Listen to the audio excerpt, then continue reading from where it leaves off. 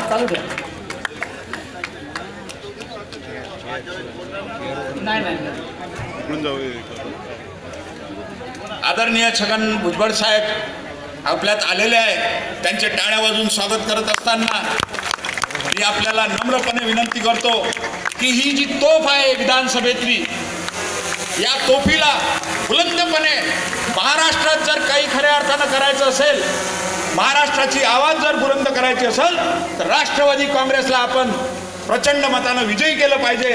ही भूमिका येणाऱ्या काळात आपल्याला घ्यावी लागणार आहे. माझ्या तरुण मित्रांना माझी नम्र विनंती राहणार आहे की आता आपण ॲप्सच्या द्वारे काम करतोय.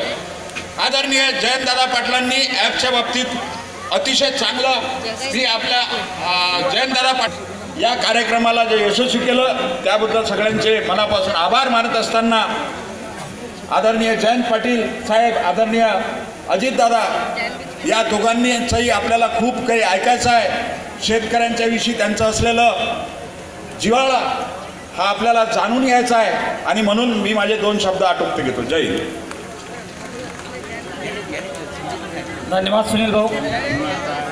काँग्रेस व विद्यार्थी काँग्रेसच्या सर्व मी पदाधिकाऱ्यांना विनंती करतो की त्यांनी नांगरी घेऊन मान्य यशस्वीचं स्वागत करावं. युवक काँग्रेस व निखिल ठाकरे यांच्या नेतृत्वात सर्व युवक काँग्रेस आणि विद्यार्थी काँग्रेसची मंडळी श्री धीरज निंबोरकर, निखिल ठाकरे, प्रफुल्ल ठाकरे, आकाश विषय, परीक्षित कोंडे, ऋषिकेश भारद्दे, तोषल चित्रकार, सुमित वानखडे, प्रणय ओकटे, ऋषिकेश सगणे, मंगेश ढगे, जीवन निंबोरकर, पंकज ठाकरे, संकेत ठाकरे, प्रथमेश ठाकरे, विजय चरपे, आनंद येरोकार, मृत्युंजय आकरे, अजितदादाचं स्वागत करतील नितेश पोंडे, प्रज्वल चौधरी, ऋषभ चौधरी.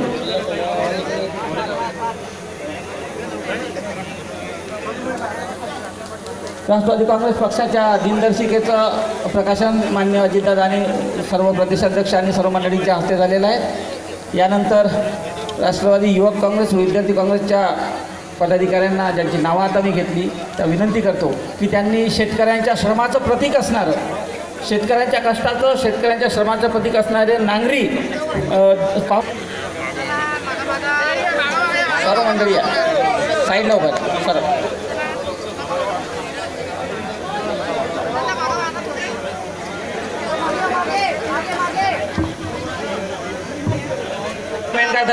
विकास मंच संतोष भाऊ महात्मे व त्यांच्या सहकार्याने विनंती करतो की त्यांनी घोंगडी देऊन पाहुण्यांचं स्वागत करावं.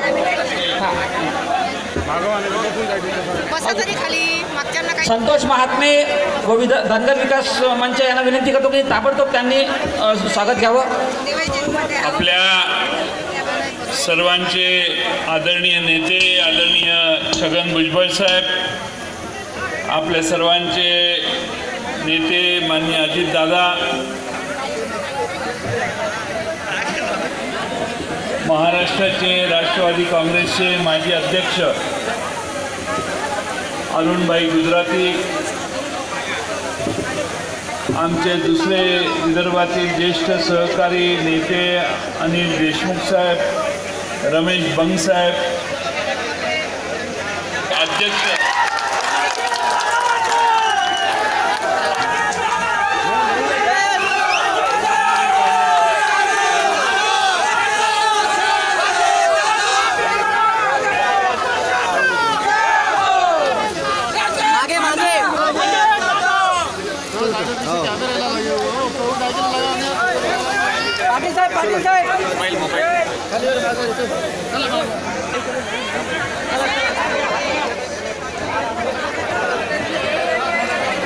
राष्ट्रवादीचे अध्यक्ष ख्वाजा बेग,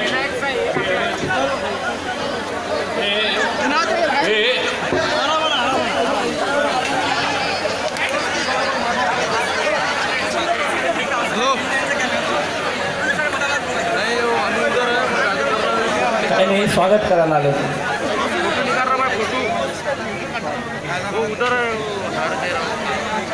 आमदार प्रकाश गणवीजी, जिल्हा राष्ट्रवादी काँग्रेसचे अध्यक्ष सुनील वराडेजी,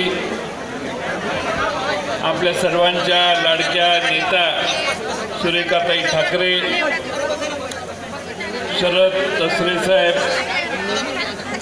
या ठिकाणी उपस्थित असणारे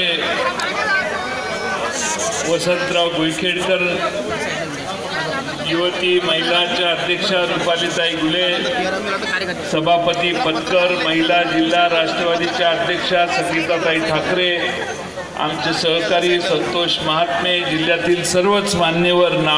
नावांची यादी मोठी आहे, पण मी नावांची यादी घेऊन आपल्या सगळ्यांचा वेळ घेऊ इच्छित नाही.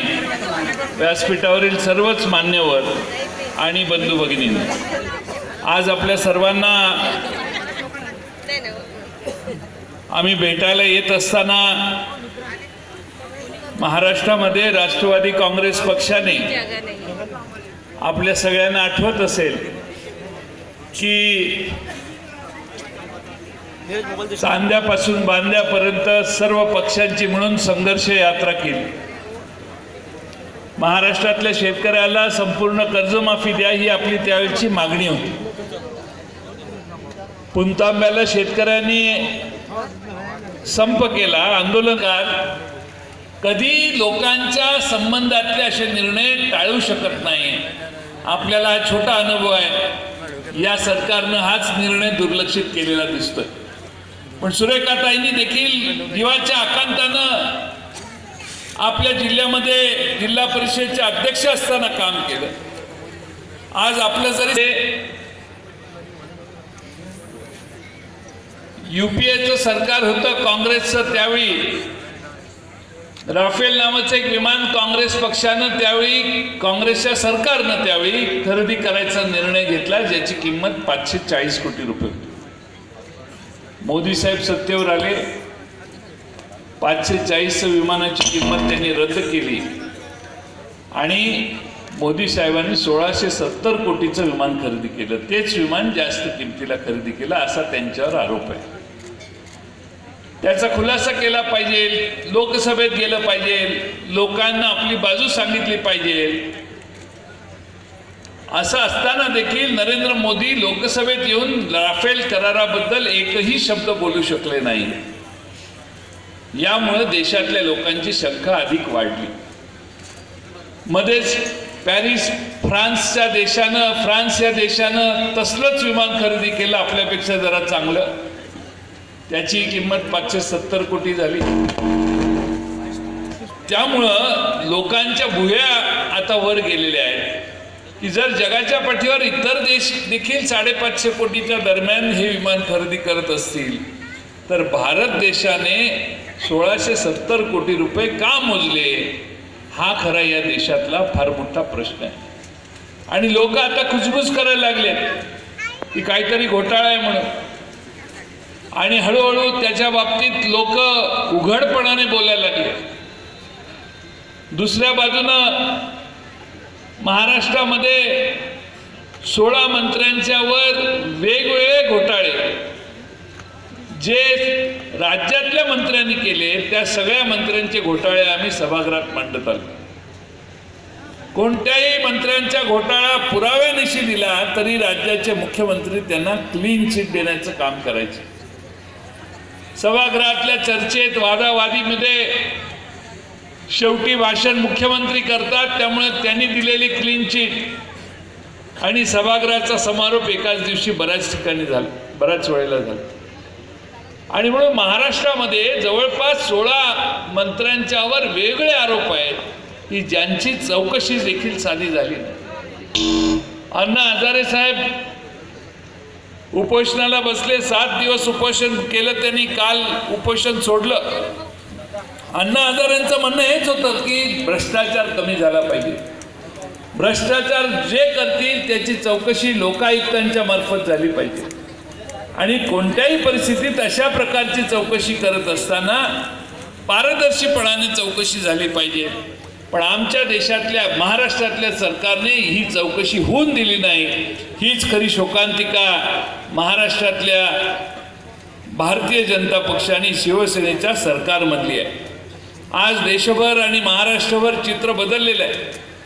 नरेंद्र मोदींना 5 राज्यामध्ये पराभव झाल्यामुळं त्यांच्या पायाखालची वाळू सरकलेली आहे. आणि म्हणून काल परवा 1 फेब्रुवारीला एक अर्थसंकल्प मांडला आणि त्यांनी या देशातल्या शेतकऱ्यांच्यासाठी काही मदत करण्यासाठी आव आणून एक मोठी घोषणा केली. एका कुटुंबाला 16.5 रुपये 43 पैसे मोदी साहेब दिवसाला देणार. म्हणजे आपण 5 जण असलो तर 3.25-3.5 रुपये एकेकाच्या वाटणीला आहे. शेतात मजुरीला गेल्यावर परतवाड्याला मजुरी किती आहे शेतकऱ्यांना, शेतमजुरांना? 200 रुपये 200 रुपये 200 रुपये. आमच्याकडे 350 रुपये. काही ठिकाणी नाशिक सारख्या भागामध्ये द्राक्ष बागायतदारांच्या तिथं 450 रुपयाच्या मजूर नसेल येत. पण नरेंद्र मोदी सगळ्या कुटुंबाला मिळून 500 रुपये द्यायला आता तयार झाले, तेही अल्पभूधारकांना. म्हणजे तुमचा अल्पभूधारक संज्ञेत नाव नसेल तर तुम्हाला ती मदत नाही. नंबर 1. नंबर 2 असलंच तर तुम्हाला दिवसाला 3.25 रुपये द्यायला मोदी साहेब तयार आहे. आता चहा जरी आणायला गेला तरी मोदी साहेबांचे चहा विकायचे ते म्हणून चहाचं उदाहरण देतो, तरी 3 रुपयाला चहा मिळायचे दिवस आहेत का? म्हणजे दिवसाला एक चहा द्यायची देखील मोदी सरकारची इच्छा नाही. यातून आपण सगळ्यांनी लक्षात घेतलं पाहिजे की काय परिस्थिती आज निर्माण झालेली. आणि म्हणून नरेंद्र मोदी सरकार झालं का चालू, एक ट्राय करून दाखवा. हम रुपये ले आए ना तो भी हिंदुस्तान के एक गरीब आदमी को मुफ्त में 15-20 लाख रुपए भी मिल जाए. 15-20 लाख रुपये असेच मिळतील असं मोदी साहेब म्हटलेले. आता अजून 15 रुपये द्यायला अजून तयार नाहीत मोदी साहेब. त्यामुळे 5 जणांच्या कुटुंबाला 3-3.25 रुपये द्यायला लागले. पण इथं तर ते म्हणतात 15-20 लाख रुपये असेच मिळतील. लोकांना वाटलं बाबा जरा बोलतोय परदेशातनं पैसे आणेल, पण काय आणले नाहीत. पण सत्ता. लेकिन जो चुनावी भाषण में प्रधानमंत्री ने बात कही उसको वो बार बार दोहरा रहे हैं कि 15 लाख रुपए अकाउंट में क्यों अरे करना चालू केलं तर पूर्ण नहीं आ रहे. देखिए ये जुमला है, किसी के अकाउंट में 15 लाख रुपया कभी नहीं जाता, वो उनको भी मालूम है और आपको भी मालूम है, देश की जनता को भी मालूम है.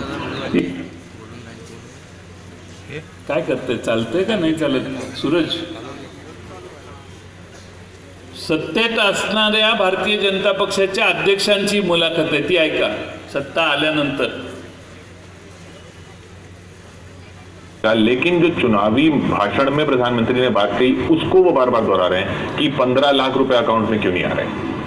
देखिए ये जुमला है, किसी के अकाउंट में 15 लाख रुपया कभी नहीं जाता, वो उनको भी मालूम है और आपको भी मालूम है, देश की जनता को भी मालूम है. आपल्या देशात बँकांना लुटून नीरव मोदी, मेहुल चोक्सी, विजय मल्ल्या सगळे पळून गेले. एकेकाने 20-30 हजार कोटी रुपयाला बँकेला खड्डा पाडला. तुम्ही आम्ही 2-3 लाखाचं कर्ज काढलं स्टेट बँकेचं घरासाठी, तर कर्ज फेडलं नाही तर घराचा लिलाव करतात. ह्या बहादरांचा कुणी लिलाव केला नाही, हेच पळून गेले देश सोडून. पण सत्तेत येण्याच्या आधी नरेंद्र मोदी किती मोठा आविर्भाव आणत होते ते जरा बघा.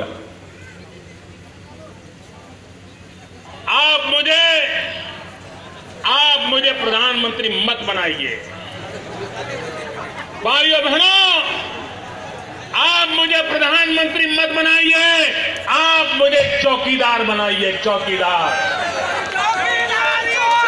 और भाइयों बहनों, मैं दिल्ली में जाकर के चौकीदार की तरफ बैठूंगा और आपको विश्वास दिलाता हूं, आप ऐसा चौकीदार बिठाओगे मैं हिंदुस्तान की तिजोरी पर कोई पंजा नहीं पड़ने दूंगा. इस देश के खजाने पर किसी पंजे को पड़ने नहीं दूंगा मित्रों. और इसलिए मैं चौकीदार के नाते आपकी सेवा कर रहा हूं.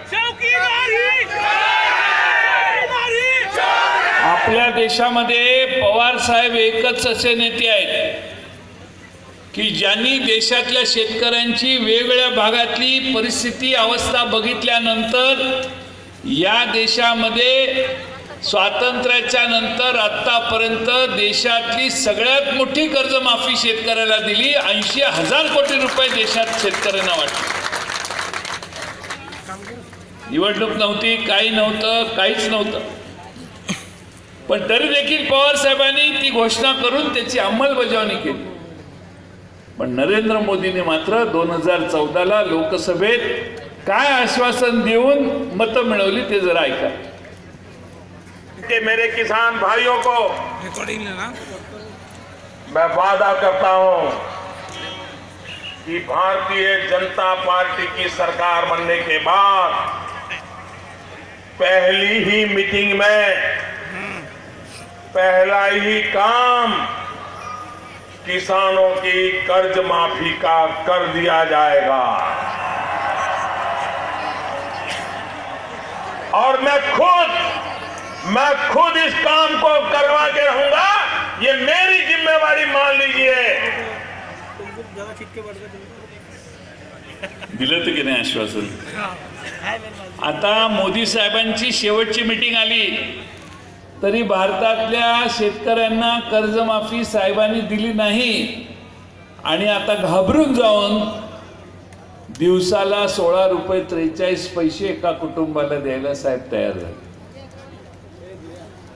असंच एका काळी धनगर समाजाने आंदोलन केलं महाराष्ट्रात. आरक्षण मिळावं म्हणून आंदोलन केलं.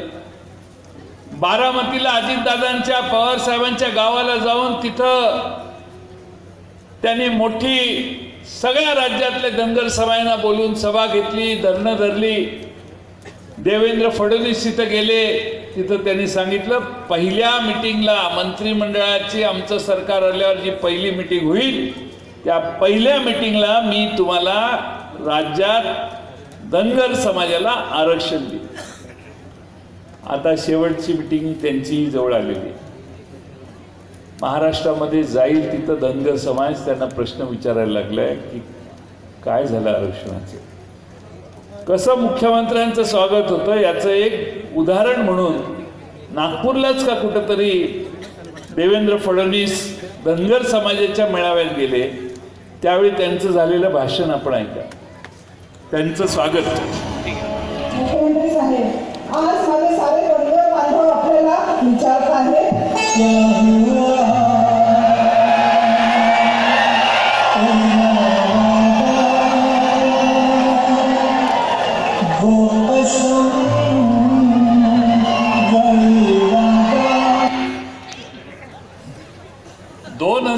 ला आम्ही महाराष्ट्रात सगळीकडे फिरायचो. त्यावेळी सुरुवातीला तरुणांचा प्रतिसाद कमी होता. सगळ्या भारतातल्या तरुणांना वाटायचं की नरेंद्र मोदी आपल्याला नोकरी देणार, कारण नरेंद्र मोदींनी घोषणा केलेली दर वर्षी 2 कोटी युवकांना मी नोकऱ्या देईन. नरेंद्र मोदींनी जर खरं भाषण केलं असतं, खरं आश्वासन दिलं असतं आणि त्याची पूर्तता केली असती तर आतापर्यंत देशातल्या 10 कोटी युवकांना नोकरी नव्यानं लागली असती.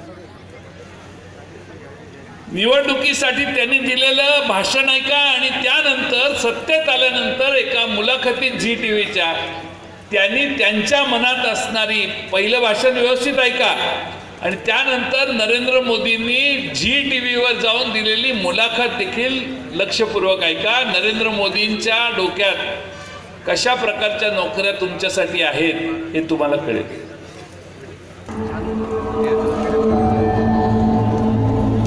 मेरे नौजवानों, क्या मेरिट के आधार पर नौकरी मिलनी चाहिए कि नहीं मिलनी चाहिए? आपकी ताकत के हिसाब से आपको काम मिलना चाहिए नहीं मिलना चाहिए? अगर आप होनहार हैं तो आपकी नौकरी का आपको हक है कि नहीं है? लेकिन रोका कैसे जाता है? नए रोजगार, नौकरियां, और नौकरियां ही नहीं, लोगों के जीवन में जो परिवर्तन लाने का जो आपने वादा किया था वो कितना पूरा हुआ? कोई न कोई व्यवसाय करेंगे, कमाई करेंगे, कोई एक व्यक्ति को रोजगार देंगे, कोई ऑटो रिक्शा चलाएगा, कोई पकौड़े की दुकान करेगा, कोई चाय की दुकान करेगा, कोई अखबार बेचने का काम करेगा, कोई कहीं डिपॉजिट देकर के और एजेंसी देगा. ये सब चीजें रोजी रोटी कमाने की व्यवस्था हुई है कि नहीं हुई है? इसको रोजगार मानेंगे कि नहीं मानेंगे? अगर आपके जी टीवी स्टूडियो के बाहर कोई पकौड़े बेचता है और शाम को 200 रुपया कमा करके घर जाता है उस व्यक्ति को आप रोजगार मानोगे कि नहीं मानोगे? आप उस मोदी साहेबांना काय अभिप्रेत होतं? सुरुवातीला ते म्हटले प्रत्येकाच्या मेरिटनं प्रत्येकाची ताकद असेल तशी नोकरी मिळाली पाहिजे. सगळ्या देशात डॉक्टर झाला तरी पकोडे तळा, इंजिनियर झाला तरी पकोडे तळा, म्हणजे भज्यात तळा, हा संदेश मोदी साहेब देत आहेत. म्हणजे काय परिस्थिती देशात आहे हे आपल्या लक्षात येईल. आणि म्हणून आम्ही जाईल तिथं तरुणांनी या परिवर्तन यात्रेचं मोठं स्वागत केलं.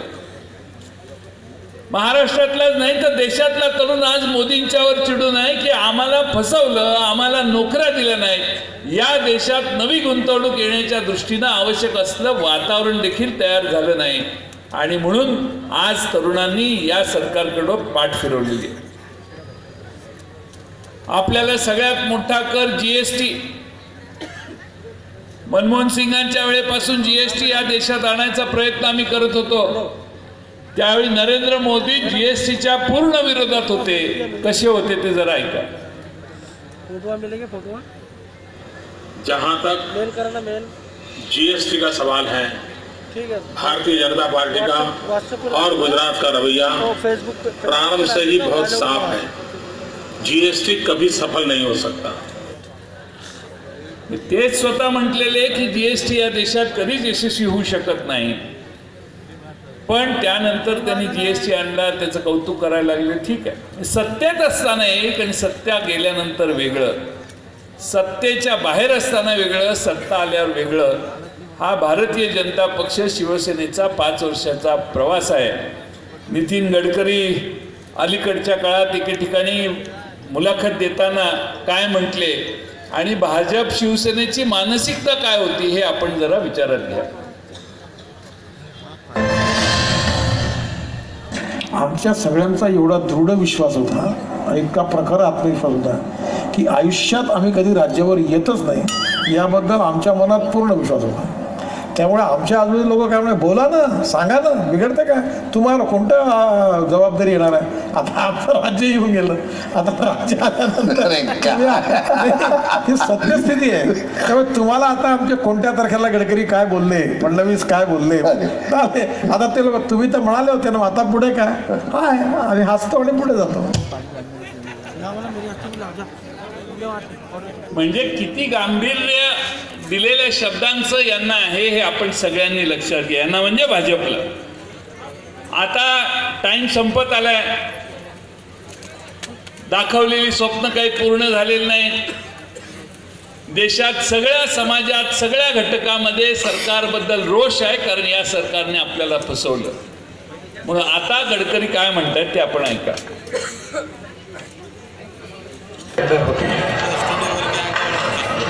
कोई भी सत्ता आंखें निकाल सकती है, पर दिल के अंदर छुपे हुए सपनों को कोई समाप्त नहीं कर सकता. और दूसरी सपनों की और एक विशेषता है कि सपने दिखाने वाले लोग, नेता लोगों को अच्छे लगते हैं, पर दिखाए हुए सपने अगर पूरे नहीं किए तो जनता उनकी पिटाई भी करती है.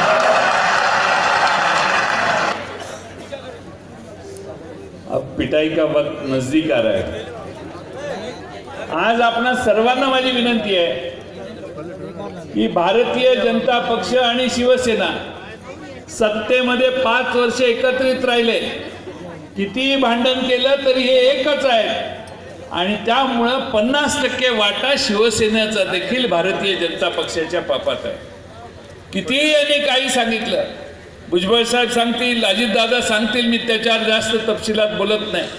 आणि म्हणून परातवाडकरांना आणि परिसरातल्या चांदूर बाजार बाकीच्या सगळ्या लोकनेते, महाराष्ट्राचे माजी मुख्यमंत्री आदरणीय अजितदादा पवार साहेब पहिल्यांदा आपल्या भागामध्ये आणि या शहरामध्ये पहिल्यांदा या ठिकाणी आपल्या सगळ्यांच्या वतीने त्यांचं जोरदार आपण या ठिकाणी स्वागत करूया.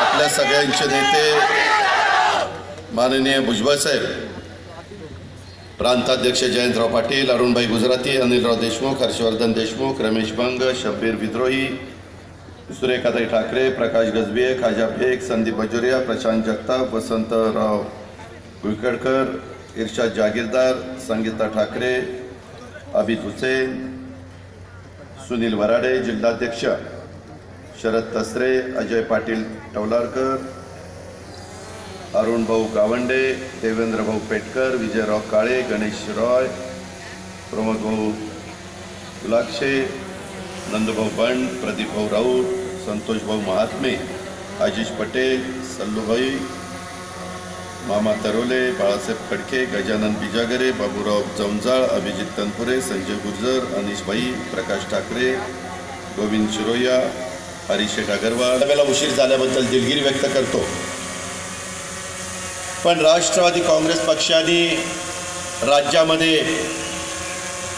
सत्ता परिवर्तनाच्या करता रायगडपासून सुरू केलेली ही निर्धार परिवर्तनाची यात्रा आता आपल्या अमरावतीच्या परिसरामध्ये आली. कशाकरता ही यात्रा काढली, कशाकरता राष्ट्रवादी काँग्रेस पार्टीने हा निर्धार केला? मित्रांनो, आमच्या जयंतराव पाटलांनी काही स्क्रीनवर गोष्टी तुम्हाला दाखवल्या. मी राष्ट्रवादी काँग्रेस पक्षाचा आहे, काही इतर राजकीय पक्षाचे लोक येणार, प्रत्येकजण आपली आपली भूमिका तुम्हाला समजून सांगण्याचा प्रयत्न करणार. परंतु ही जी काही निर्धार परिवर्तनाची यात्रा आहे, हे तुमच्या माझ्या महाराष्ट्रातला शेतकरी असेल, कष्टकरी असेल, कामगार, महिला, युवक, विद्यार्थी, मागासवर्गीय, आदिवासी, अल्पसंख्याक, दुर्बल, वंचित, उपेक्षित घटकांना त्यांचे हक्क मिळवून देण्याच्या करता ही निर्धार परिवर्तनाची यात्रा. आज देशाची एकता, अखंडता, सार्वभौमता, लोकशाही, संविधानाच्या रक्षणाच्या करता ही निर्धार परिवर्तनाची यात्रा आहे. कारण मोदी साहेबांनी माझं सरकार आणा मी 100 दिवसात महागाई कमी करीन, माझं सरकार आणा मी पेट्रोल डिझेलच्या किमती कमी करीन, मी गॅस सिलेंडरच्या किमती कमी करीन, शेतकऱ्याला खर्चाच्या 1.5 आधारभूत किंमत त्या ठिकाणी मी देईन, अशा पद्धतीनं वेगवेगळी आश्वासनं दिलेली होती. 2 कोटी युवकांना नोकऱ्या देईन, हेही त्याच्यातलं एक आश्वासन होतं. माझ्या तरुणींना देशातलं वाटलं की 2 कोटी दरवर्षी म्हणजे 5 वर्षामध्ये 10 कोटी युवकांना नोकऱ्या मिळतील. कुठंतरी माझ्या अचलपूरचा त्याच्यामध्ये नंबर लागेल तरुणाचा, कुठं माझ्या अमरावतीच्या जिल्ह्यातल्या, माझ्या आदिवासी भागातल्या, मेळघाट परिसरातल्या कुणाचे नंबर लागतील, ही भोळी भाबडी अपेक्षा पार जम्मू काश्मीरपासून कन्याकुमारीपर्यंत सगळ्या तरुण वर्गांनी मनाशी बाळगली. 10 वर्षामध्ये 5 वर्षामध्ये 10 कोटी नोकऱ्या मिळायला पाहिजे होत्या, परंतु काय नोकऱ्या मिळाल्या? तुम्हाला आश्चर्य वाटेल, 2018चे आकडे आले, त्याच्यात पूर्वी आपल्या काळामध्ये ज्यांच्या नोकऱ्या लागलेल्या होत्या त्यांच्या 1,20,00,000 नोकरदारांच्या नोकऱ्या गेल्या. नवीन तर लावायचं बाजूलाच राहू द्या. कशामुळे गेल्या? नोटाबंदीमुळे गेल्या. तुम्ही आता अचलपूर किंवा परतवाडा ह्या सगळ्या परिसरामधले आहात, किंवा काही जण वेगवेगळ्या आजूबाजूच्या तालुक्यातनं आलाय, मला तुम्ही सांगा, तुमच्या प्रत्येक गावातल्या छोट्या मोठ्या व्यापाऱ्याला विचारा, दुकानदाराला विचारा, टपरीवाल्याला विचारा, गाड्यावर जो व्यवसाय करतो, तो चहाचा गाडा असेल, बटाटेवडा विकणारा गाडा असेल, त्याला विचारा की नोटाबंदीच्या आधी तुझा धंदा कसा चालला होता आणि नोटाबंदीच्या नंतर तुझी परिस्थिती काय आहे. प्रत्येक जण म्हणतंय की कुठे 40%, 50% धंदा कमी झाला. आणि मोदी साहेबांनी सांगितलं होतं की देश नोटाबंदीचा निर्णय योग्य पद्धतीनं राबवल्यानंतर आर्थिक बाबतीमध्ये एक शिस्त येईल, काळा पैसा बाहेर येईल, कॅशलेस व्यवहार त्या ठिकाणी सुरू होतील, लोकांना त्याच्यातनं काम मिळेल. परंतु याच्यातली एक देखील गोष्ट त्या ठिकाणी पूर्णत्वाला गेली नाही. आम्ही महाराष्ट्रात फिरतोय, मी देखील एक पुणे जिल्हा मध्यवर्ती सहकारी बँक गेले 30 वर्ष चालवतोय. मी बँकेच्या अधिकाऱ्यांना आणि इतरांना विचारलं की बाबा, निर्णय नोटाबंदीचा झाल्यानंतर किती लाख कोटी रुपये जमा झाले? बंधू भगिनींनो, 15-15.5 लाख कोटी रुपये जमा झाले. व्यवहारात पैसे होते 14.5 लाख कोटी. 1000 आणि 500च्या नोटा. मग वरचे पैसे कुठले आले, त्याच्यातला काळा पैसा किती आला, त्याच्यातल्या नकली नोटा किती आले, त्याच्याबद्दल ज्यांनी पैसे भरले ते योग्य भरलेत का अयोग्य भरलेत, त्याच्याबद्दलचं उत्तर 2 वर्ष झाली तरी रिझर्व्ह बँक ऑफ इंडिया देत नाही. लोकशाही आहे, आम्हाला कळलं पाहिजे. प्रत्येक आपण पतसंस्था, विकास सोसायटी, दूध सोसायटी, मजूर सोसायटी, अर्बन बँक, जिल्हा बँक, कुठली बँक चालवत असताना, आर्थिक संस्था चालवत असताना वर्षाच्या वर्षाला हिशोब द्यावे लागतात, ऑडिट करावं लागतं. पण ते आपल्या अंगलट येईल म्हणून आज देखील निवडणूक आता 2-3 महिन्यावर आली तरी देखील किती लाख कोटी जमा झाले हे मोदी साहेब सांगायला तयार नाही, अरुण जेटली साहेब सांगायला तयार नाही, आत्ताचा अर्थसंकल्प पियुष गोयलांनी सादर केला ते सांगायला तयार नाही, रिझर्व्ह बँक ऑफ इंडियाचे अधिकारी सांगायला तयार नाही. याच्यामध्ये पण मोठा भ्रष्टाचार आहे. जसं राफेलचं विमान युपीए सरकारच्या काळात 540 कोटीला घ्यायचं ठरलं होतं, सरकार त्यांचं गेलं, स्वतः नरेंद्र मोदी साहेबांचं सरकार आलं, तेच विमान 1600 कोटी रुपयाला घेतलं. आमचा प्रश्न हाच आहे, देशातल्या 125 कोटी जनतेला पडलेला प्रश्न आहे. राहुल गांधी ते मांडताय, लोकसभेमध्ये सगळे खासदार, आमदार, विरोधी पक्षाचे खासदार, राज्यसभेचे खासदार मांडताय की बाबा याच्या मागचं कारण सांगा. 540 कोटी रुपयाचं विमान, देशाचा पैसा, जनतेचा पैसा 1600 कोटीला का घेतलं? नाही उत्तर दे. आपल्याला प्रश्न विचारायचा अधिकार नाही का? मग आजचा अधिकार आहे तर त्याच्यामध्ये उत्तर का देत नाही? नरेंद्र मोदींनी सभागृहात आले नाही, संरक्षण मंत्र्यांनी उत्तर दिलं, त्याच्यामध्ये इतर मंत्र्यांनी उत्तर दिलं. आमची अपेक्षा होती हजारो कोटी रुपयाचा जो गैरव्यवहार झालाय त्याचं उत्तर नरेंद्र मोदी साहेबांनी द्यायला पाहिजे होतं, परंतु ते दिलं जात नाही. जुनं तुम्हाला बोफोरचं प्रकरण आठवत असेल, बोफोरच्या मध्ये अख्ख्या देश 65 कोटीचा काहीतरी तो आरोप होता. पण झालं काय? राजीव गांधींच्या सारखी मिस्टर क्लीन इमेज असणाऱ्या व्यक्तीला सरकार सोडावं लागलं. परंतु हे मात्र बगल देत आहे, लोकांना वेगळंच सांगतायत, लोकांचं लक्ष विचलित होण्याच्या करता भावनिक मुद्दा काढताय. अयोध्येला राम मंदिर बांधायचंय, किती वर्ष आम्ही ऐकतो, विटेचं पूजन, मंदिर बांधायची भाषा. आज माझ्या परतवाडा परिसरामध्ये जर मंदिर बांधायचं म्हटलं तर असं आम्ही सांगतो का कुणी की आम्हाला इथं मंदिर बांधायचं आहे, आम्हाला मतं द्या? मताचा आणि मंदिराचा कुठं संबंध येत नाही. अनेक ठिकाणी आपण आपल्या गावामध्ये, शहरामध्ये मंदिरं बांधतो, मस्जिद बांधतो, दफनभूमी करतो, स्मशानभूमी करतो. ते तर कर्तव्य आपलं, फक्त नियमानी करा एवढंच सरकार जे असेल त्यांचं म्हणणं असतं. पण प्रभू रामचंद्राचा मुद्दा काढला, निवडणुका आल्या की त्यांना रामाची आठवण आलीच म्हणून समजा. इतक्या दिवस त्याला वनवासात पाठवतात आणि निवडणूक आली की रामा ये आता. त्या रामालाही वर्ण वाटतं की नक्की देशात निवडणूक आली, त्यांना उचकी लागायला लागली की रामाला कळते निवडणूक आली. मित्रांनो, अक्षरशः खालच्या पातळीवर चाललेलं. अहो, यांचे बगल बच्चे मोदी साहेबांना खुश करण्याच्या करता आपण काय बोलतोय, काय सांगतोय. मध्ये तर एका शाळेने सांगितलं नरेंद्र मोदी विष्णूचा 11वा अवतार आहे. कपाळ, विष्णूचा 11वा अवतार नरेंद्र मोदी. देवाचा अवतार कुणी हाडामासाचा माणूस होऊ शकतो का? याचा विचार तुम्ही करा ना. तिथं मारुती रायाची जात काढली मधी, म्हणले हनुमान कुठल्या जातीचा? अरे काय घेणं देणं आहे? आपण कधी देवळामध्ये जात असताना ग्रामदैवत असतं, जागरूक देवस्थान असतं, कधी आपल्या डोक्यात येत नाही, परंतु यांच्या सुपीठ डोक्यातनं ही कल्पना बाहेर निघते आणि लोकांना संभ्रम अवस्थेमध्ये ठेवायचं, ही या मंडळींची भावना. मध्ये तर 5 राज्याच्या निवडणुका चाललेल्या होत्या, मध्य प्रदेश, त्या ठिकाणी छत्तीसगड, राजस्थान, तेलंगणा आणि मिझोराम.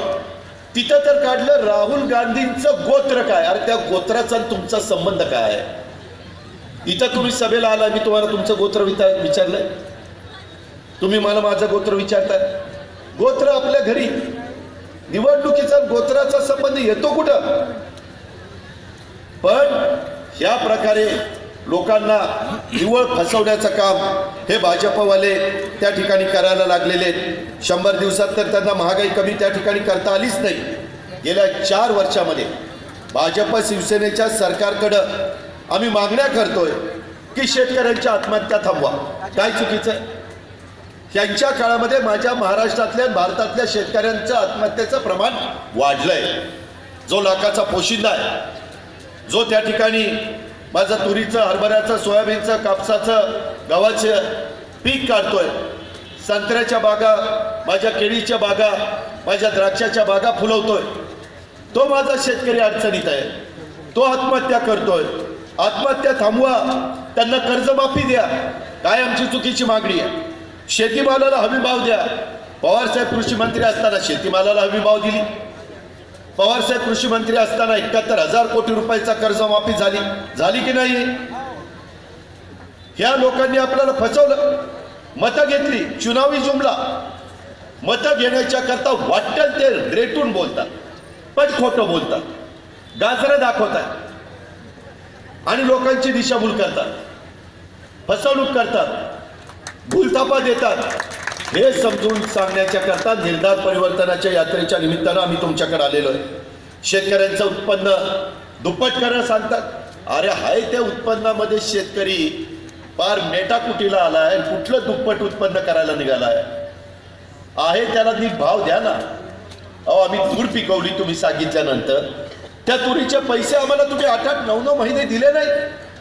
आम्हाला रांगेत उभं केलं. तो ग्रेडर नसायचा, आमची तूर कोणी खरेदी करायचं नाही. मध्ये तर आमच्या गाड्या मार्केटच्या बाहेर उभ्या राहिल्या, बैलगाड्या, ट्रॅक्टर, आणि नंतर म्हणले बारदाना संपलाय, बारदाना आल्यावर तुमची तूर खरेदी करू. त्यांना कळत नव्हतं की राज्यामध्ये खूप मोठ्या प्रमाणावर अमाप पीक तुरीचं आलेलं आहे, बारदाना लागेल. पण त्याच्याकडे पण दुर्लक्ष करण्याचं काम ह्या मंडळींनी केलं. माझ्या विद्यार्थिनींना आम्ही शिक्षणाच्या करता फी द्यायचो, फीची प्रतिपूर्ती करायचो, ती पण आता थांबवली. काही मुलींना शिक्षण घेता येत नाही. आई वडील म्हणतात कुठलं पैसे आणायचे? अरे गरिबाच्या मुलांना, मुलींना, आदिवासी मुलांना, मुलींना, मागासवर्गीय मुलांना, मुलींना, ओबीसी मुलांना, मुलींना, अल्पसंख्याक मुलींना फीमध्ये सवलत दिली. काही ठिकाणी पूर्ण फी आम्ही भरायचो, परंतु या सरकारने त्याच्याकडे पण दुर्लक्ष केलं. शिक्षक भरतीच बंद करून टाकली. यांचं सरकार आल्यापासून शिक्षक भरती बंद, आणि त्यामुळं शिक्षणाचा खेळखंडोबा झालाय. वेगवेगळ्या विषयाला शिक्षक नाही आहेत. भरती कधी करणार तर म्हणतात समायोजन झाल्यानंतर करू. अरे तोपर्यंत त्या विषयाच्या शिक्षक नसताना मुला मुलींनी काय करायचं? अहो, इतके पोचलेले लोक आहेत की मध्ये तर त्यांच्या एका मंत्र्यांनी सांगितलं की आम्ही घरपोच दारू तुम्हाला देणार. घरपोच दारू न देता देखील ही दुपारी टाकून येतोय. बाकीच्यांची काय अवस्था असेल विचार करा. त्यांनी काढलं की घरपोच दारू. एकीकडे वर्ध्याला दारूबंदी केली जाते, चंद्रपूरला दारूबंदी केली जाते, पण तिथं खरंच दारूबंदी आहे का? तिथं हप्ते वाढलेत, तिथं बाहेरनं ती दारू घेऊन लोक तिथं जात आहेत.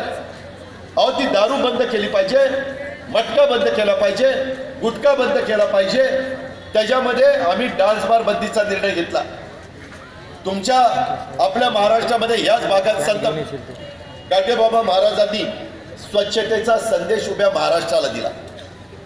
त्या गाडगेबाबांचं उत्तम अशा प्रकारचं स्मारक करण्याच्या करताचं प्रपोजल अर्थमंत्री या नात्याने माझ्याकडे आलं.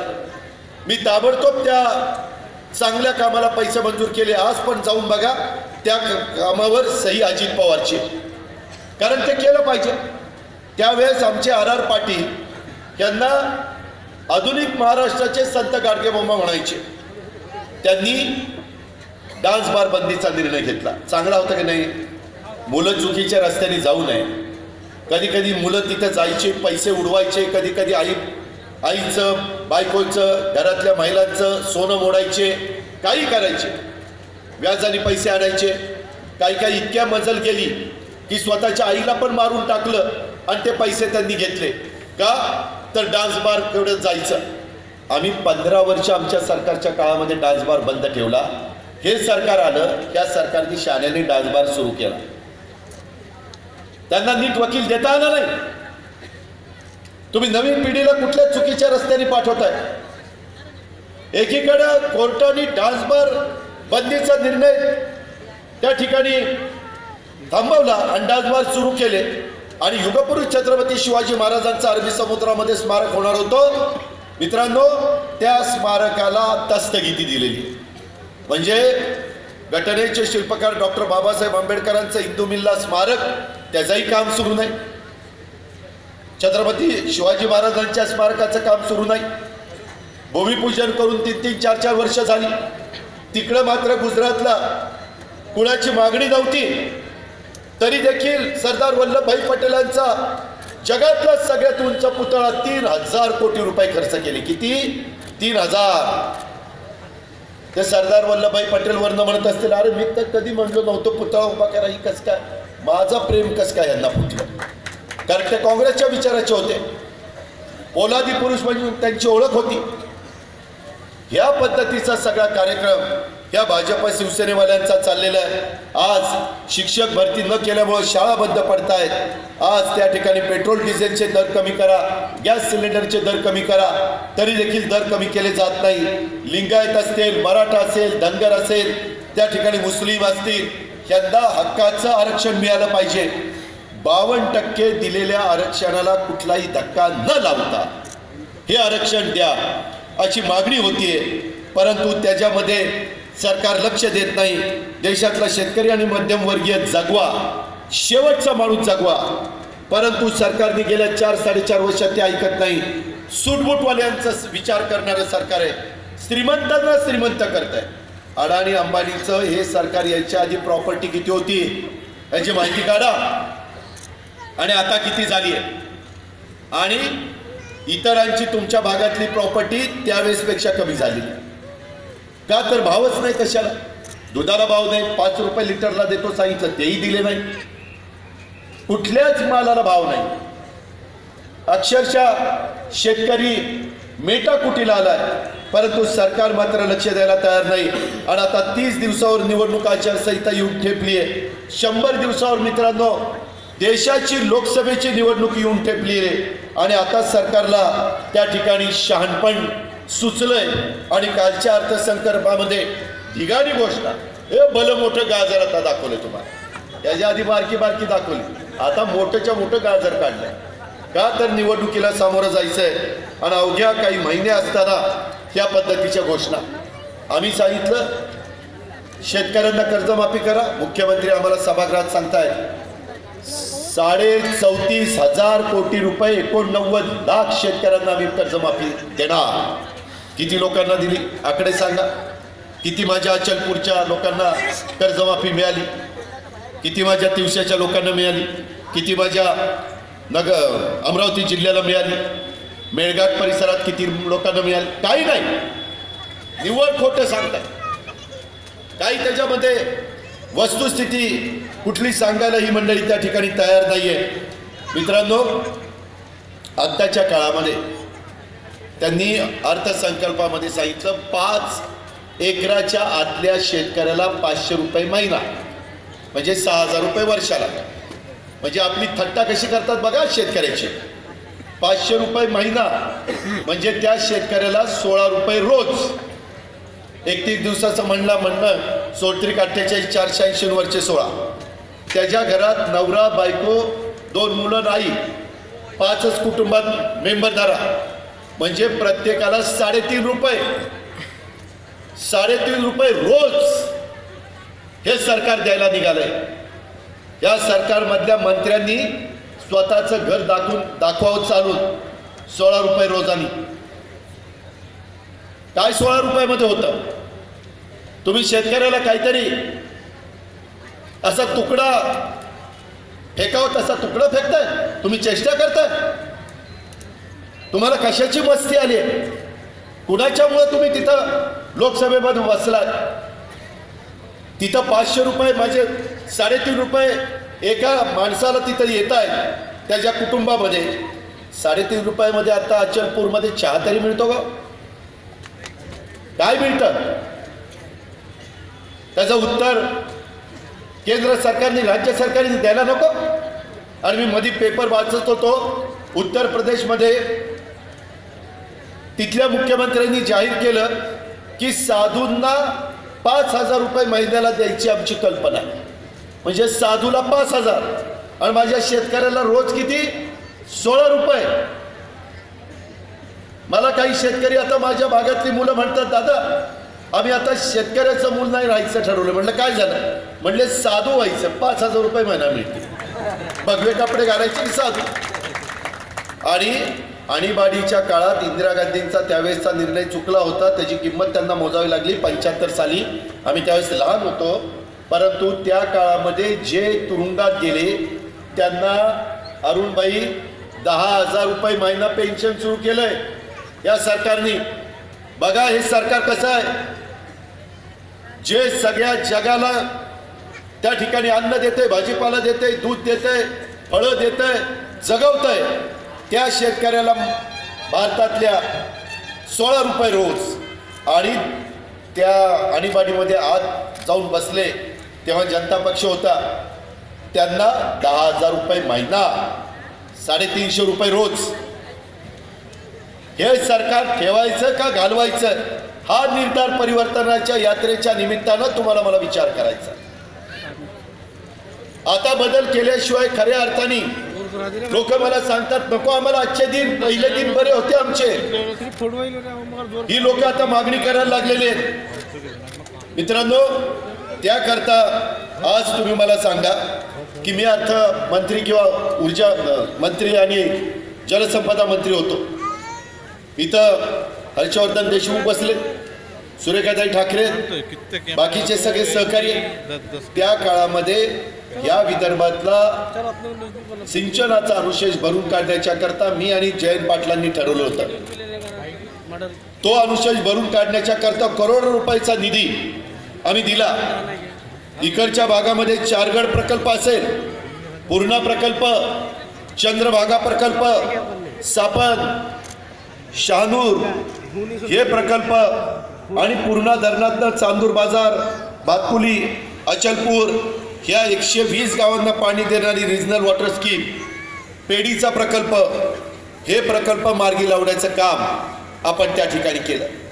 आता तुम्ही मला सांगा, बोर्डी नाला प्रकल्प आज देखील बंद अवस्थेमध्ये, पैसे देत नाही. अहो मुख्यमंत्री स्वतः विदर्भातले, अर्थमंत्री चंद्रपूरचे विदर्भातले, आम्ही लोक पैसे देत होतो. आमच्यावर आरोप केले जायचे की पश्चिम महाराष्ट्रातले हे विदर्भाला पैसे देत नाही.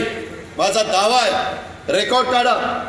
आज जलसंपदा मंत्री केंद्रातले नितीन गडकरी ते मला मध्ये म्हणाले की अजित पवार मी 1,00,000 कोटी रुपये द्यायला तयार आहे, परंतु राज्य सरकारमधली लोक प्रपोजलच पाठवत नाही. ही नितीन गडकरींची खंत. आणि इथले लोक मात्र प्रकल्पाचा पाठपुरावा करण्याच्या पेक्षा, त्याला गती देण्याच्या पेक्षा यांचं लक्ष तिथं मंत्र्यांना तिथं सांगायला काय होतंय, परंतु नुसतं जाहीर करायचं, दुष्काळ जाहीर करा, परंतु प्रत्यक्षात काही करायचं नाही. मधीच म्हणायचं युतीची चर्चा गेली खड्ड्यात. अरे शेतकऱ्याचं काय करता ते आधी सांगा. युतीची चर्चा खड्ड्यात घाला, नाहीतर आणखीन कुठं घाला, आम्हाला काही त्याच्याशी घेणं देणं नाही. पण आमच्या शेतकऱ्याला काय दिलं, शेतमजुराला काय दिलं, आया बहिणींच्यावर अन्याय अत्याचार चालले त्यांना काय दिलंय. अहो एकीकडे बेटी बचाव, बेटी पढाओ, आणि त्यांचे आमदार सांगतात बेटी भगाव. ती राम कदम ते म्हणतो कुणाला कुठली मुलगी आवडली तर मला सांगा, मी तिला पळून आणतो तुम्हाला देतो. काय त्याच्या बापाच्या घरचं आहे काय? ही अवस्था, या पद्धतीनं हे भाजपचे लोक वागतायत. काही त्यांना तारतम्य राहिलेलं नाहीये. दुष्काळ असताना देखील सरकारला दुर्दैव शेतकऱ्याची दुःख कळत नाही. हा तर फेब्रुवारी महिना आहे, मार्च, एप्रिल, मे 3 महिने जायचे. जसं थंडी कमी होईल